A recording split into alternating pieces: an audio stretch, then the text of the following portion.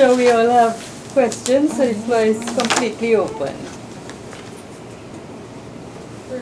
Is there anything like that contemporary? Yeah. What can you point out a couple of movies that the female actress still has, or still empowered, and it's going against the traditional male gaze? Right. Can you tell me You about were in the class that I did with Gabby, where we discussed the male gaze. And so the fourth actress that I showed in the opening montage, Madhuri Dixit, who's doing the breast heaving dance in that song, and the song was very controversial. It was very controversial because it's entirely focused on her breasts, and I do a detailed reading of where the camera is placed in relation to her body, etc., etc. And so she's traditionally just been read as, she does that, and she does another very famous song, Choli ke piche kya hai, if any of you know, what is behind the blouse. And she says the heart is behind the blouse, but everyone who's watching the song knows what the song is hinting at. And I'm arguing that even in that moment, in the 90s, she's not just merely being objectified for similar reasons. She drives the narrative. It's only because of these dances that the villain gets caught in the film, in some of the instances.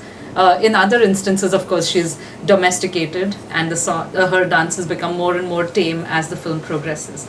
Often these dances are okay when they're performed by an unmarried girl, but the minute the woman is married, she has to stop performing these dances within the narrative. But Madhuri Dixit is very interesting because she took a break of 5 years. She moved to the US. She had 2 children. She took a break from films. But then she came back, and the last 3 films have all been female protagonist-driven films. And where she plays a gangster. No matter what she plays, she dances as well, because that's one of the big aspects of her star text. So she's managing to make films as the lead female actress in her mid to late 40s, which is quite new in the industry. And so it's through these narratives, as well as their actual lives outside the narrative, that I'm arguing that they continue to do this. It's clearly it's not just this or that. It's not like they're just being manipulated and they're vulnerable, or that they're entirely in charge of that. But it's important to complicate that old narrative of women in the film industry lacking agency. Well, if you'll pardon both the Eurocentrism and the kind of naivete about gender in cinema, just one question about relating this to Hollywood kind of discourses around female stardom. And it struck me watching the presentation, I thought a lot of kind of debates around Rita Hayworth and Gilda and these kind of films, and the idea of resistance through charisma or whatever. So I just wonder if in the bigger framework you're looking at those comparisons, or if you're avoiding them. Absolutely. It's actually there in the pages that I skipped. There is a reference to Rita Hayworth, and there's been very interesting work done on her and the labor of producing dance, and that you cannot fake dancing, right? And so this longer discussion of performance of femininity, you can fake this kind of, that you're a good wife, good mother, etc. Now, faking in the sense that mask is different than the dancing. So the dancing is something that only some women can do. And the person who writes about it, I'm blanking on her name, I'll tell you. She writes about the kind of rehearsals that you have to do to dance on screen or to dance on stage, and the labor that the female actress puts on to do that. And also about camera angles, and how a lot of it is often for the pleasure of the dancer actress herself, not just always for the audience. And so there is the same slipperiness between, of course, Rita Hayworth is being produced for the male gaze. She's also being produced for the American gaze. Her skin is bleached, her hair is bleached. She's turned into the white kind of dancing female attraction. But you can also read all of the agency that she exerts through those dance sequences in all of the dance films, except in the film that she performs in for Orson Welles, Lady from Shanghai, where she doesn't dance. And so that's part of the argument too, that when she doesn't dance, she's often subjected to the kind of the sadomasochistic narrative that Laura Mulvey talks about. I just wondered about the popular response to the female protagonist resting away from the romantic narrative, because when we were young, we were growing up on these films with the romantic narratives, Indian films, in the cinema very close to where I live. Right. And So it's interesting to know what has been the response, and if indeed the director sort of also cleverly weaved that into the romantic narrative. You know, it's a kind of nuanced way of, you know, and therefore I wondered what about the popular response. Right. And I'm doing a bit of reading against the grain. The straight reading of the film, of most of these films, would be that there is a happy ending if the woman, because the man and the woman are together at the end of the film. But it's important to think about the genre as well. So in the third promise, where she leaves the bullock cart driver, she says, "I'd rather be an actress." That was considered kind of like, it was considered to be an art film, not entirely a popular film. And so it's not entirely an art film, but it's one of those middle of the road kind of films. And so the tragic ending was not something that you would find across the board in popular cinema. And if the woman did not stay with the man, it would obviously be read as a tragic ending. And Guide again was considered. Guide was a very high-profile prestige project. It was an adaptation of a novel by R.K. Narayan, and the novel has a much more unhappy ending. But in which he dies and he doesn't have this kind of great revelation, etc. But in the film, they tried to kind of even minimize the unhappiness of that. He dies, but in glory. There is actually, the villagers are saved, etc. But it is definitely not. Both of these are not within the popular mode at all. Much more typical are Sadhna and Katputli, the puppet film, and the one in which the clip we saw where the mother-in-law takes her into the house and everyone is happy. The household is kind of restored. They pray to God. Everything that has to be in its place is in its place. So the wholeness is maintained. Yeah. But even on a film like the puppet film, where she dances and she's weeping as she's dancing, she returns to the husband, but that ending is just so quickly tacked on just to kind of create a happy end. It doesn't kind of go along with the rest of the narrative at all. There's a lot of loopholes left open. Did she really love the mentor? Because they do have a romantic song together. Were we supposed to read that romantic song as just a rehearsal between the two of them, or was there more? But the film is not interested because it wants to just tie up the loose ends and not leave us feeling disturbed about this triangle, right? So the films can take both routes depending on whether they want to be popular, you know, who they're addressing is, and that class and caste are very important factors for that as well. So Tisri Kasam is considered a film for the intelligentsia, and hence it can have a tragic ending. Guide was popular in Trinidad. It was, yes. I suppose what interested me is the aspect of pleasure. You know, the pleasure seems so wrong or fleeting for women or there's a penance attached to its moments. And it's all about a slippage and then return away from pleasure to various things, duty or whatever, as I guess another kind of pleasure. So I guess I'm wondering what would have been the motivation and in that moment behind producing these almost subversive films, in the sense that yes, they were not art films, but they're narrative of female pleasure. You know, I mean, when the woman dancing the puppet, clearly, she's almost longing for her autonomy and independence and longing to not be in this trap, or whatever the trap is. Right. And then the woman who's saying, no, I have to dance, what else am I going to do? It's my life, and so on. What inspires this introduction of a bodily pleasure? Yeah. And my argument to that is that it's these dancer actresses, because they enter the film industry already trained in dance, or they prove their great talent for dancing, then filmmakers, and I have interviews with filmmakers that I include quotations from in the chapter, filmmakers are saying, because we have Vaijantimala or Vaida Rahman or Sadhna Bose or Madhuri Dixit, we now have to create a role within the narrative where we create narrative excuses for these women to put on show what is considered the most spectacular aspect of their stardom. Right? So you cannot have a film with Vaijantimala in which she doesn't dance. And one of the producers says it would be a waste of film reel if you didn't have her dance in the film. But now if you're going to have her dance, and dance in the way that only she can dance, which is spectacularly by herself on stage. So other actresses, if you're familiar with Nutan, Nargis, a lot of these other actresses of the period, Madhubala, who did dance some, but they would usually dance in romantic couple numbers with the hero, where the level of dancing was minimal. It's called running around the trees. It was minimal because they were often not very talented dancers. But when you had these kind of talented dancers, then you had to put them on stage because people were coming to watch the film for that. And so then you had to create a narrative around a star or a performer. And that is why in each of these films, and there are many more, at least 25 films between the two of them, where they play either a theatre star or a dancing star or a film actress within the narrative. And already then that gives you a sense of power and pleasure, right? And then to quickly, so everyone goes to watch the film, everyone thinks of these films as Vaijayanti Mala films. They don't think of them as, Balraj Sahni film, which he is a big actor too, but in a different realm. So the women author these films and the films come to be known because of them.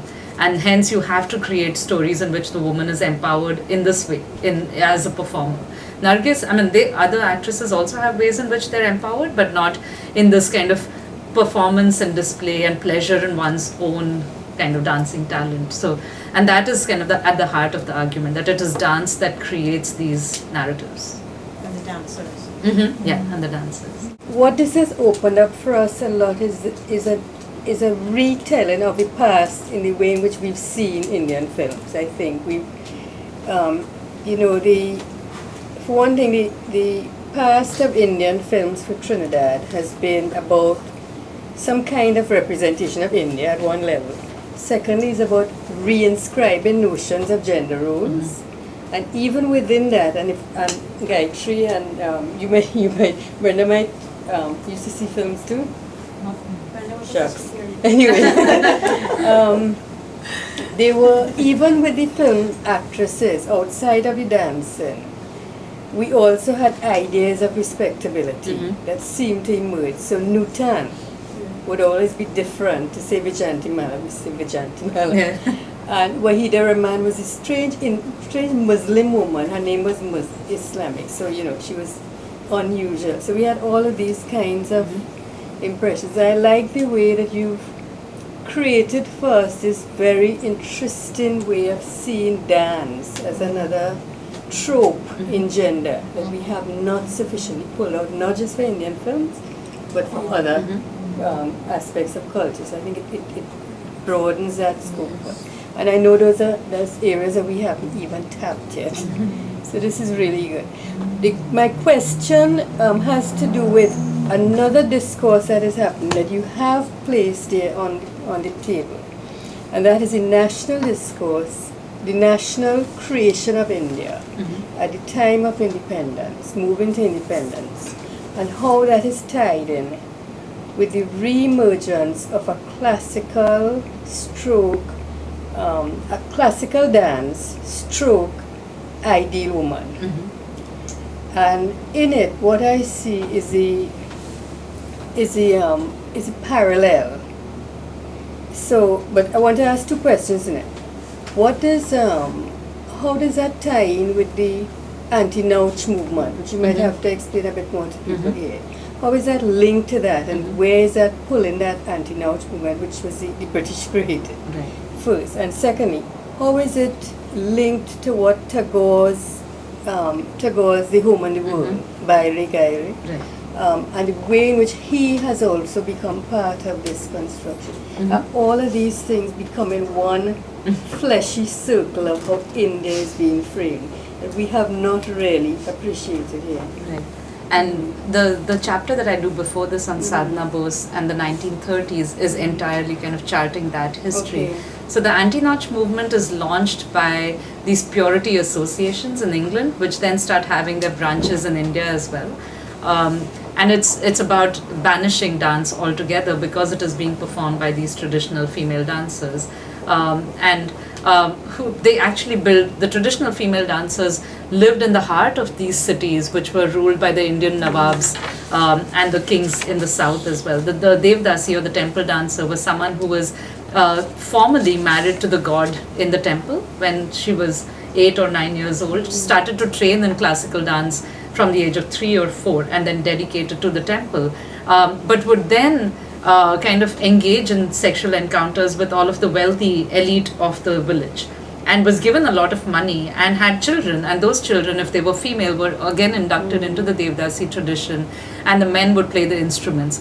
Now the Devdasi tradition is being seen as this very exploitative tradition, etc., etc.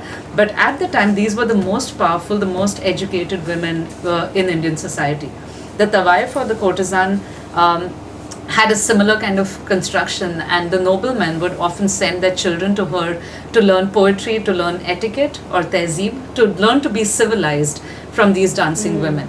The British come in and just don't understand the local kind of construction or discourse around dance, and create these kind of separate, in many places, create on the outskirts of these towns places for these women and their accompanying musicians to live, and turn it into a sex industry. By terming it so, and by having British soldiers also start frequenting them, and that's the construction of the courtesan as a sex worker. The Indian cultural nationalists pick up on that, and they are ashamed equally, because they are coming from the middle class. Tagore is kind of an upper class land holding person, but the kind of dance that he introduces in his school, Shanti Niketan, that he sets up in the 1920s, is devoid of any of the sensual aspects of the dance that was performed by these traditional women.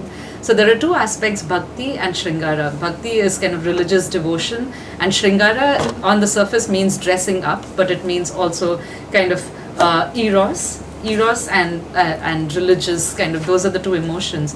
And what Tagore, Uday Shankar, and a lot of the other, Rukmini Devi Arundel, who's a very important figure for this, it was called the Sanskritization of classical dance. Right. So bring it into the realm of Sanskrit, the realm of the Hindu majority of classicism, and remove all of these elements of eroticism from the dance. And so the classical dance that we see now is very, very different from what it used to be a century ago. You now have some revisionist kind of dancers who are learning from the last living Devdasis.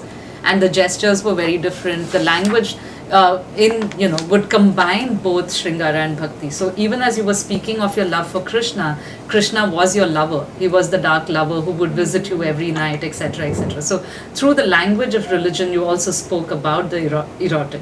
Right? And so all of that gets erased by bringing it into the realm of the middle class. Because the cultural nationalists belong to the middle class and have no experience, because this dance by the traditional female performers was not performed on stage the way it is in the modern Indian context after independence. It was performed in the courts and in the temples, and only the elite could attend that. So a lot of the middle class nationalists had never seen these dances at all and didn't understand it at all. And that's why they just kind of erase this whole history and bring it into the realm of what is considered the modern. So come back to Angelica's question. Has that been reversed with a contemporary kind of, in your knowledge, with a contemporary freedom with Madhuri Dixit? In terms of kind of owning her sexuality? Like the one. But has there been a greater freedom? Has Bollywood opened up that space back again? Come back to Gabby's question about pleasure in dance, this separation of eros from religion. Right. And because that's what the Devdasi were. The Devdasi were the ones that combined it and moved to it. Yeah. What you now have is the item number. So you often have a woman who'll dance in, she's called an item girl, and she'll dance just in this one dance number that's inserted into the film that has no relation to the rest of the film. So it's just pure spectacle. And that I think is a problem, because that is just constructed purely for this one kind of gaze, right? The woman doesn't have any other role in the rest of the story. It's a complicated story because there are women like Madhuri Dixit and a lot of other actresses. The dancing is more unabashed, but that might mean all kinds of things. We don't know why it is unabashed and what the factors are that actually create that kind of show of flesh. But there's a lot of controversy about it being vulgar, etc., etc. So that respectability thing never ends. The discussion never ends. may I, on behalf of everyone, I'm sure silence from other people does not mean that, so maybe give you a really nice round of applause. I don't look at contemporary Indian movies. Does anyone here still look at many Indian movies apart from Whitney. Whitney does as well? You do as well? No, but this makes you want to go and look at them. A Buddhist, I think, because she found out about Buddhist. Yeah. They still go back to some of those themes. Yes. We have become respectable. Excellent dance. In a lot of the films, they become, they give up everything and go the bhakti way, the saintly Yes. way. Yeah, I wondered, that is what I wondered, whether it was changed and whether they had accepted that women could be dancers now and not be prostitutes in the same Right. vein. But maybe it hasn't changed as much. No, the saintly thing happens in the 50s and the 60s. Now you don't need any explanation at Right. all. And now men dance, Shah Rukh Khan, Hrithik Roshan, all of them are put on show as well in similar ways. Does the dating picture cover the like usually transitions from the different how females were viewed in Indian cinema? But then the dating picture showed you that what in modern Indian cinema the female looks like. Right. So I was wondering if with Madhuri Dixit coming back into the modern cinema, if the dating picture was a reason why or to show where the female stands presently. The dirty picture, if anyone, it's the dirty picture is It's a video a about veiled kind of biopic of this South Indian dancer Silk Smita. And she danced in an extremely raunchy, unabashed kind of way, and she was a big hit. She was inserted just for these sex/dance numbers, right? And so the film kind of traces that. Of course, it has the tragic narrative of how she commits suicide at the end of it, which she did in real life as well, for very complicated reasons. Yeah, but that has much more to do with her, with that kind of item girl, kind of the origins of that, where these women were exploited by the film industry, but also made a name for themselves. And I should probably look at her and that film again in this context. So. There was a reference to when they in Sadhana, when the woman called her the dancer daughter Nagin or Nagis or something. Nagin. Nagin, you're right. Yeah. Anybody remember this film Nagin? Yeah, with Vaijayanti Malla and Yes, Pag. with her. And recently I went back to it because I discovered 2 photographs in Trinidad of snake charmers. Only 2 I ever saw. I've written about it now. Oh wow. Just wrote a paper on it. I'd never seen photographs of snake charmers. And of course they didn't have rattlesnake, they had boas. Boas. They didn't have cobras. They didn't have cobras. Yes, they had, but it took, in writing about it, it took me back to look at the Nagin. And the dance that she was doing in this one was Guide, yeah. right, was very much that kind of snake dance, Yeah, which was yeah. an interesting. But going back to the picture, it also made me realize how much the snake itself has been associated with woman. Yeah, yeah. And that whole thing, that whole association, the snake with woman, the snake and the serpent in Christianity, the snake in Greek mythology, all these kinds of connections. Evil and temptation. Yeah, and- and between culture. We gotta batter up. Yeah, no, there's such a lot of nice parallels in culture which you see when you deal with dance. And that's why I like the kind of work that this allows us to go into. And to see these films as historical resources now. They are the resources we have. They're not just there, they weren't just entertainment. Yeah. And especially the way Indian cinema is used in Trinidad to create this false sense of, the pure kind of Indian identity there and the relationship of the diaspora to that. Do you think? It's, You think we do the fall still? my I don't students think complained so. about it a lot. They said, I don't know. all of you guys pretend to be so pure. Indian women are supposed to be pure. They're young. Yes, yeah. I do They think. don't look at the new movies. Right, yeah. I think at one It's point. changed. I think- It's terrible now, the movies now. Cannot compare to these movies. Yeah. They're terrible. They She looks hardly like have a any movie, clothes I on, and they're, you know, these are She's retired. She has all the time. Yeah. No, I think these shaped an idea of India at the time in which India needed to be, we needed to see India in some way. Right.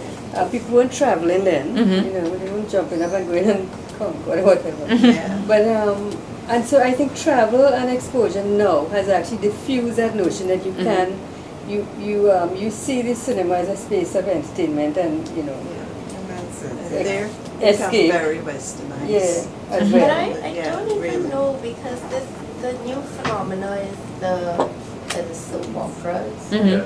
which you know everyone is looking at, but it also feeds into even like material demand, like the trade fair and the goods that they bring down, The Indian and Expo. catering for the people who look at the Indian Expo and then they want the things that they see in the Indian Expo. Yeah. And then they also use those like sort of soap opera things to sort of legitimize, you know, so just like I went to Bandara once, no not Bandara, it was a Pitri Puja, and somebody said, oh, this Pandit is doing it right because they saw it done this way. In the TV show. Opera, right? And I was like, yeah, okay. So it's still being So it's Yeah, still yeah. being done. Or like we have a jewelry store and people coming all the time looking for the Mangal Sutras from the from the soap operas. Yeah, yeah. So, yeah. well, I And the suppose soap there's no operas are different to the Western Well, thing it's where they like see even somebody wearing something. Yeah, fashion. Yeah, it is. You know, they want to wear what the Yeah. film stars But the the- latest but the wear, ritual so thing is the interesting, industry really. is fashion. On women is something The mother-in-law and the daughter-in-law is the mother-in-law, center of Yeah, the yeah. narrative. Yeah. What is And the it? ones They're that we called get in Trinidad Sasbahu are the soaps. worst. The ones that we get here are just the worst. But the ZTV ones are really just they're like, you know, the bottom of the pile as far as it They goes. are, yeah. Yeah. Okay, well, I think on that note, Thanks, first of all, everyone, let me for coming. thank Usha, but This before is I do that, let me great, also Usha. thank Yes. all of you for being here, Catherine for taping this, so we have this on tape to be shared and used for teaching. My colleague Pat Hackett for arranging and setting this up, and for Usha for sharing this, her knowledge with us, and for beginning a conversation. And unfortunately, we won't have many more periods, I won't say why, to continue, because we have embraced her fully in the Institute for Gender and Development Studies as one of us. I mean, And I hope we will keep that association right, I going. hope so too. Yeah. So we want to thank you really. Thanks. And thanks to both Pats Is this going to be published? Your book, when is it going to be out? in a few years. The time that it takes to publish. I know how long, but we do it quickly because Yeah. we all want to read it. Yes, definitely. Thank you all for coming. Thanks. You all